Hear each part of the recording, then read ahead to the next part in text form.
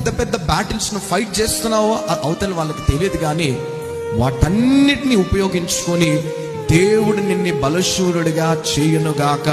ఒక రోజు దేవుడు నిన్ను ఎలాంటి పొజిషన్ లో పెడతాడంటే, ఈ పోరాటాలన్నిటినీ కూడా ఒక ట్రైనింగ్ సెషన్ లాగా మార్చి, ట్రైనింగ్ మాడ్యూల్స్ లాగా మార్చి, గొలియాతు అనే ఒక కేసుని తీసుకొని వచ్చి నీ ఎదుట పెడతాడు.